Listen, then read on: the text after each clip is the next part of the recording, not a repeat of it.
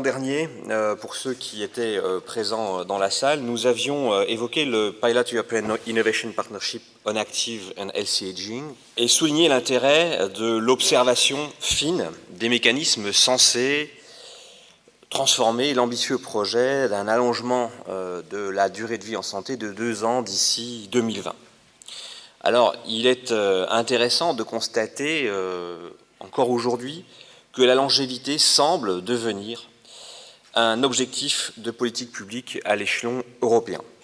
D'où l'intérêt de la dernière livraison des revues, de la revue RSA, revue de recherche sociologique et anthropologique, qui porte sur les productions des normes du vieillissement et qui tente de comprendre les dynamiques en jeu dans la création des qualificatifs du vieillissement. Des qualificatifs qui sont déclinés de manière différente, vieillissement actif, vieillissement productif, vieillissement réussi, vieillissement en santé, mais aussi vieillissement optimal ou vieillissement positif. Ce que cherchent les sociologues et les sciences humaines et sociales dans ce travail, qui est livré dans cette revue de l'Université de Louvain-la-Neuve, c'est de comprendre la manière dont ces constructions sont révélatrices de certaines conceptions particulières du vieillissement et de l'existence.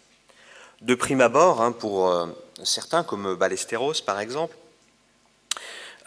ces termes sont équivalents car ils ambitionnent de transformer la représentation délétère du vieillissement et d'en donner une vision plus positive. Mais il existe aussi d'autres auteurs dans cette collation d'articles qui ouvrent le débat à partir d'une gérontologie critique et qui analysent le langage en tentant de le traduire en termes de valeurs dominantes et de contrôle des formes de vieillissement.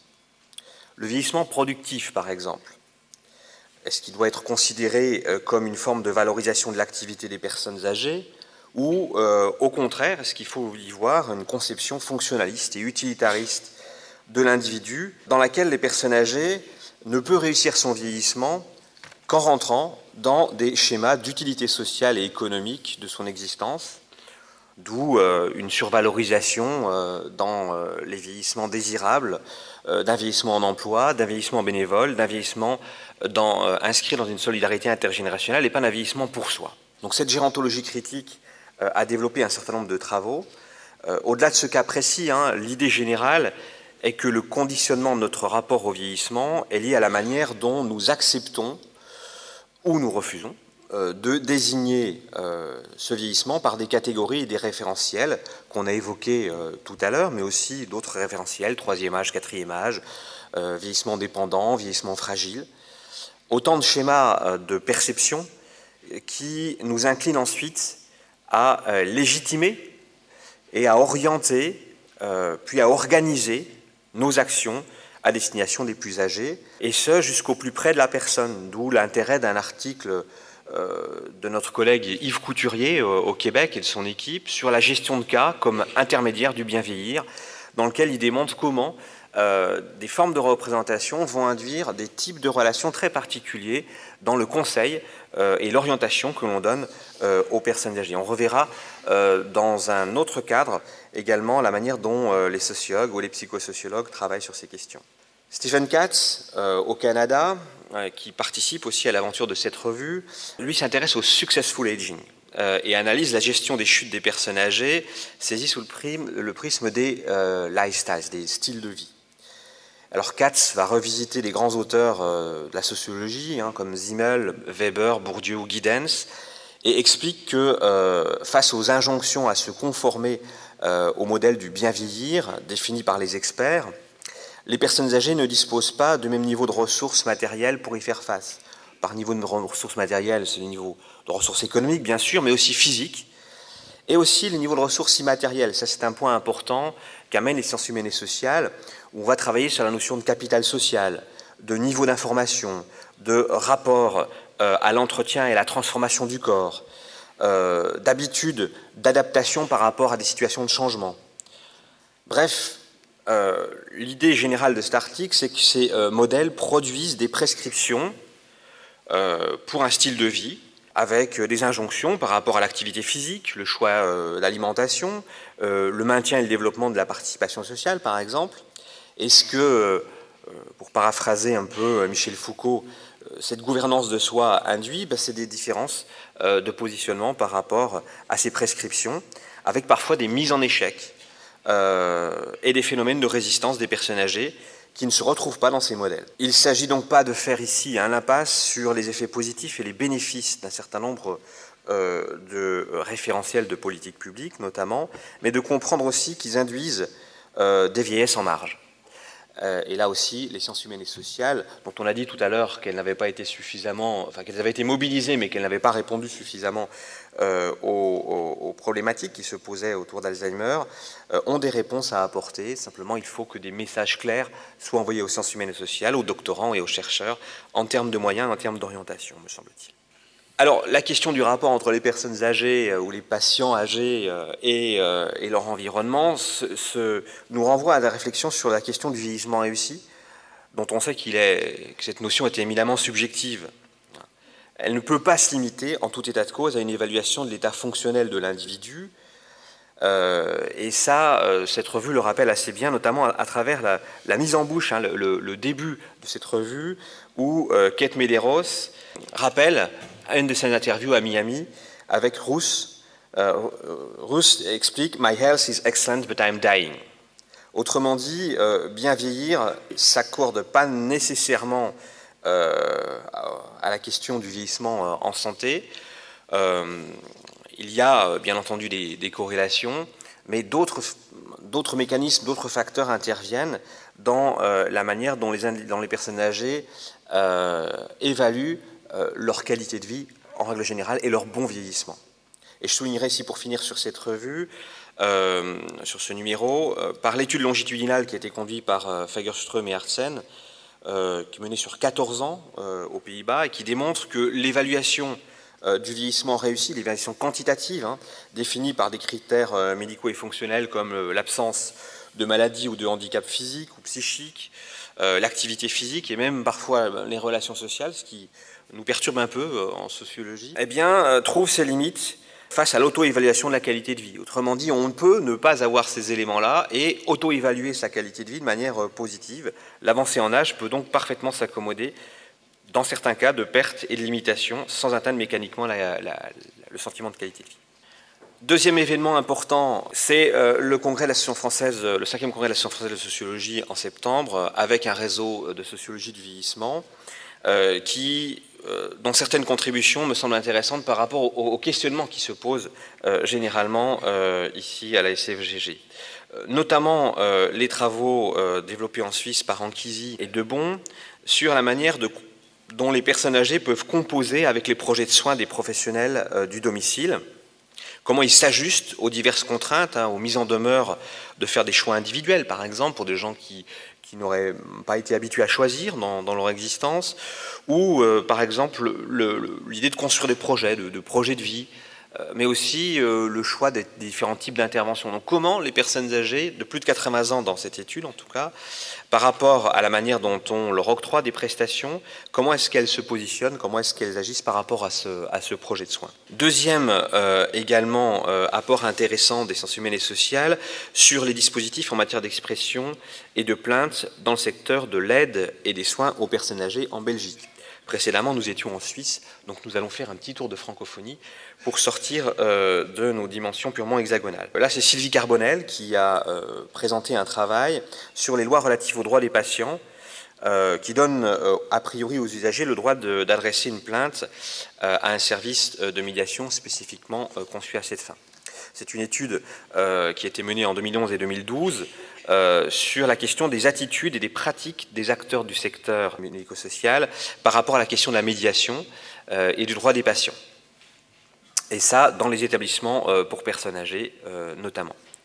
Donc elle analyse les limites et les opportunités de ces dispositifs de médiation.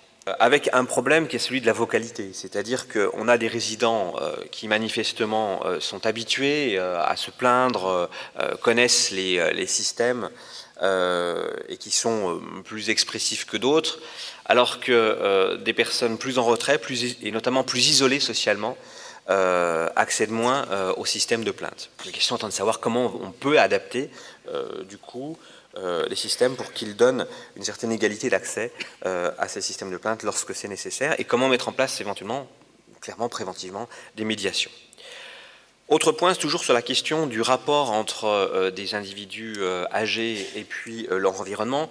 Et là, je vais, je crois, faire plaisir à Joël Ancry.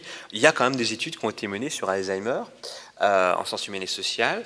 Et je citerai celle de Chamaillan et Karadec sur l'expérience vécue de la maladie d'Alzheimer par les malades.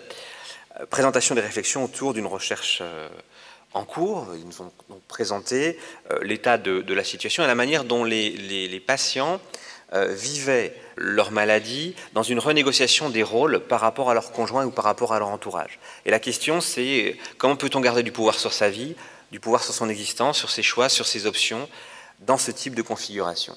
Et comment les dynamiques de couple, les dynamiques familiales vont se gérer. Ça, c'est essentiel parce qu'il y a un impact direct, tout le monde le sait, sur la santé. La santé ne peut pas se définir uniquement dans une relation entre un traitement et un patient. La dynamique familiale a des impacts extrêmement importants sur la manière dont on appréhende la maladie. Donc, l'intérêt de cette étude, c'est précisément qu'elle nous fait rentrer au cœur de la perception des personnes atteintes de la maladie d'Alzheimer dans la manière dont ils vont redistribuer leur rôle avec leurs proches.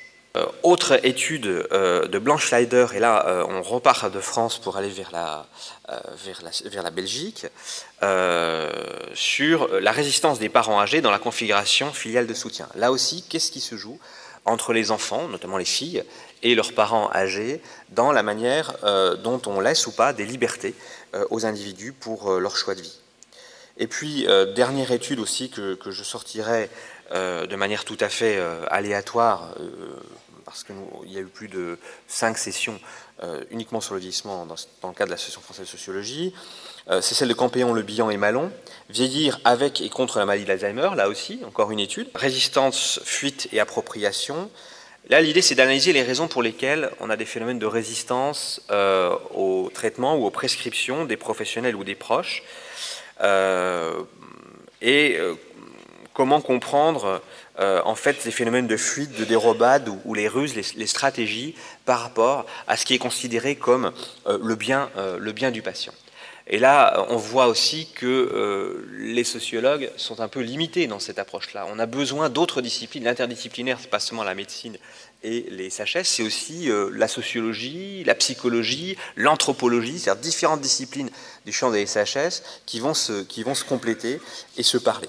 Je voudrais également ici dire que on aura dans les années qui viennent une grande absence, c'est Monique Legrand. Monique Legrand a beaucoup travaillé sur la question des transitions emploi-retraite, sur la sociologie des formes de retraite, notamment l'occupation à la retraite dans des activités d'utilité sociale. Et elle s'était, ces dernières années, spécialisée sur la question du vieillissement au féminin, dont on sait que c'est une question importante.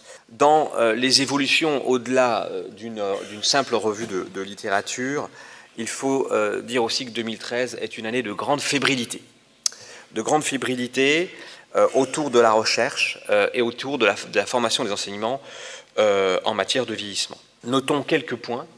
Tout d'abord, le développement des KIC, ou la volonté par le gouvernement de développer les KIC, Knowledge Innovation Community, qui sont des projets de recherche sur le vieillissement, dans certains cas en tout cas, impliquant des industriels pour préparer les défis de la Silver Economy. Soulignons ici l'engagement par exemple d'Alain Franco dans le cadre du Centre national de référence santé à domicile qui s'est beaucoup impliqué pour que la recherche française se positionne dans le cadre de ces KIC. Deuxième point, c'est le groupe de recherche sur le vieillissement qui a été proposé suite à une sollicitation du gouvernement auprès de Jean-Marie Robine et de Marie-Ève Joël, avec 3 missions principales: participer et répondre aux appels d'offres européens, assurer un financement pérenne de la participation française à l'enquête SHARE, Survey of Health, Aging and Retirement in Europe, et organiser la participation française, qui fait malheureusement souvent défaut, au Joint Programming Initiative. Donc on voit clairement aujourd'hui que l'Europe est une réalité hein, j'ai commencé par la question européenne tout à l'heure, est une réalité aujourd'hui dans la manière dont on va construire en sciences humaines et sociales la recherche. Et nous avons une injonction des pays étrangers qui sont en avance sur nous à nous regrouper pour pouvoir créer un effet de masse et un effet d'échelle. En matière de formation et d'éducation, il faut souligner la mise en route du programme TIL, hein, Transinove Longévité. Claude Jandel pourrait en parler mieux que moi, puisqu'il est partie prenante avec d'autres, hein, comme le professeur Marc Bertel, Marie-Christine Frimer à Strasbourg, et aussi Joël Belma à l'UPM. Ce projet est assez ambitieux et en même temps tout à fait utile, essentiel. Parce que l'objectif est de créer un système interuniversitaire, transdisciplinaire, d'excellence appliquée au métier de la longévité et de l'autonomie. Il vise donc à mutualiser les enseignements grâce au support numérique, hein, par l'enseignement à distance, à partir de contributions d'excellence dans les différentes disciplines. Avec l'idée aussi qu'au-delà des territoires hexagonaux, nous avons peut-être en France un rôle d'impulsion au niveau francophone et au-delà dans la transmission de la connaissance. Voilà, donc grande fébrilité cette année des autorités françaises qui nous fait penser que le groupe qui travaille au sein de la SFGG, les groupes qui travaillent, 4 groupes qui travaillent sur les sciences humaines et sociales et qui doivent rendre un rapport très bientôt, enfin d'ici le premier trimestre 2014, ce groupe doit continuer à travailler avec la même énergie qui lui est connue, et on pense que le rapport au premier trimestre 2014 sera assez attendu. Merci beaucoup pour votre attention.